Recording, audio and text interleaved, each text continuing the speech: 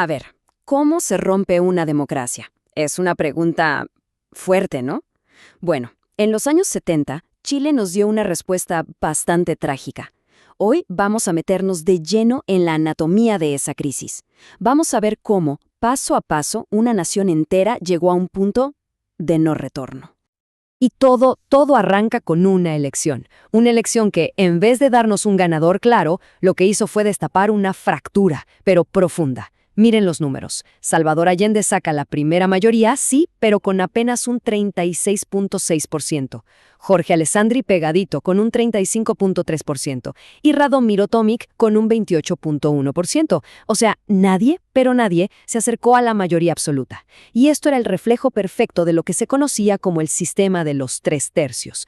Básicamente, un país partido en tres, donde ninguna fuerza tenía el poder suficiente para gobernar por sí sola. Entonces, esto nos lleva a la pregunta central de todo este asunto, ¿no?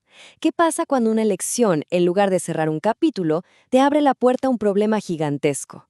Porque, claro, esta elección no fue el final de la carrera. Fue el comienzo de un desafío monumental para la democracia chilena. ¿Cómo se resuelve algo así sin que todo simplemente se venga abajo? Bueno, entremos en la primera etapa de esta historia. Una victoria, sí, pero una victoria cuestionada. Porque antes de siquiera pensar en gobernar, Allende se topó con un problema constitucional enorme, de frente.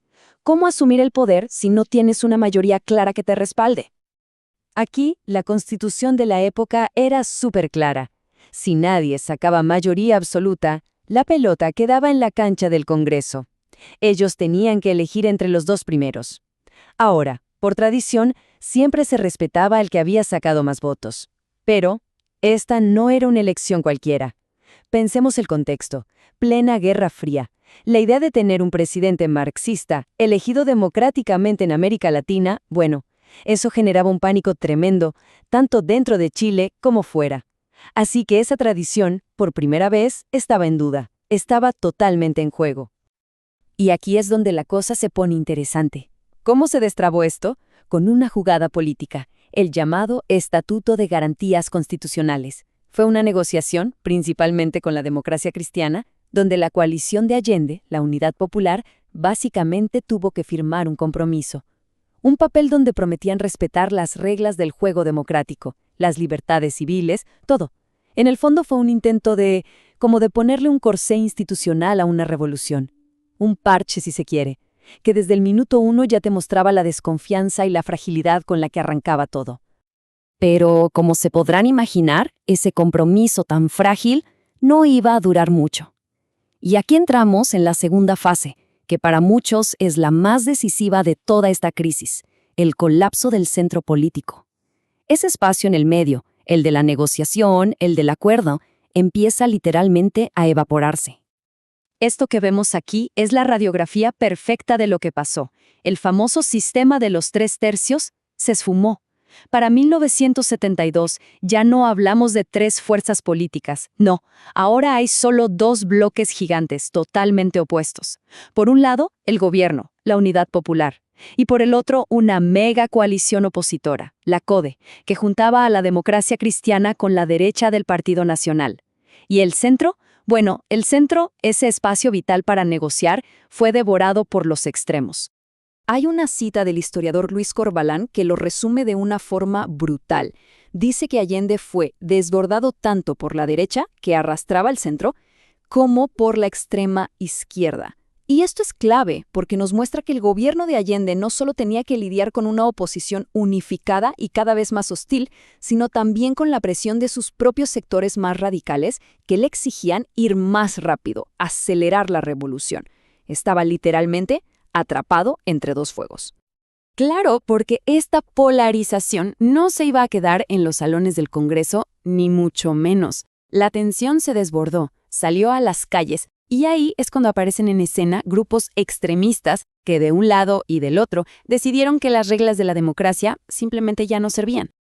Y aquí se da una dinámica bien peligrosa. En cada extremo del espectro político surgen estos movimientos. Enemigos a muerte, claro, pero que compartían una cosa, el rechazo a la vía democrática. Por la izquierda, por ejemplo, el MIR empujaba la acción directa. tomas de tierras, de fábricas, para acelerar la revolución. Por la derecha, Patria y Libertad usaba la violencia callejera para desestabilizar y tumbar al gobierno. Lo irónico es que con métodos distintos, ambos estaban empujando al país hacia el mismísimo abismo. Y este choque, esta confrontación, no fue solo cosa de políticos o de militantes, no.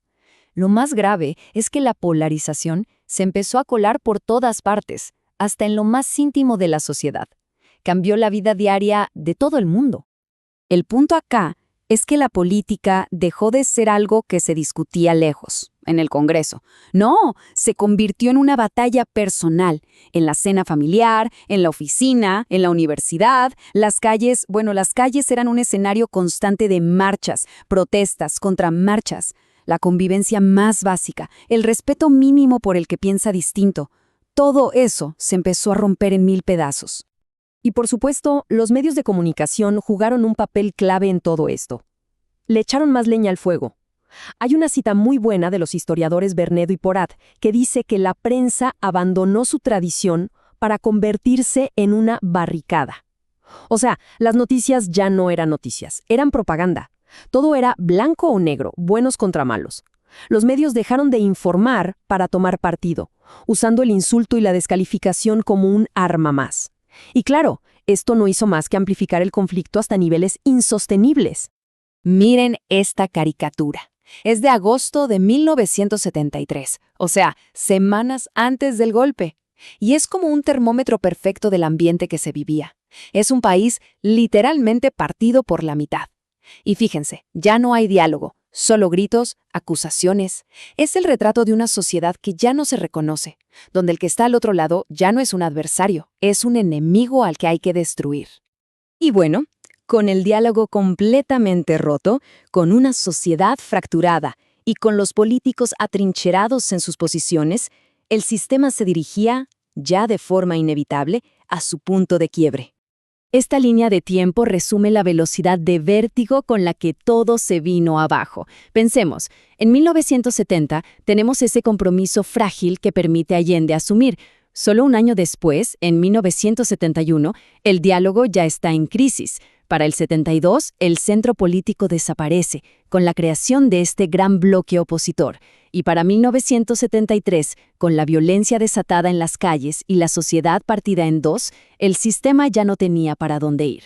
En apenas 3 años, todas las salidas democráticas se habían cerrado. Y para cerrar, volvemos a esa reflexión tan potente del historiador Luis Corvalán. Él habla de que se generaron las condiciones para un desenlace catastrófico, con victorias y derrotas totales. Es una frase demoledora porque resume perfectamente el final de esta historia. Cuando la política se transforma en un juego de suma cero, donde para que uno gane, el otro tiene que ser aniquilado, bueno, ahí la democracia simplemente no tiene espacio para respirar. Y con esto cerramos. La experiencia de Chile en los 70 nos deja en el aire una pregunta que sigue siendo fundamental y que no ha perdido nada de vigencia. ¿Cómo se protege una democracia? ¿Qué herramientas tiene una sociedad para defenderse cuando la capacidad de hablar, de negociar, de encontrar un punto medio se ha perdido por completo?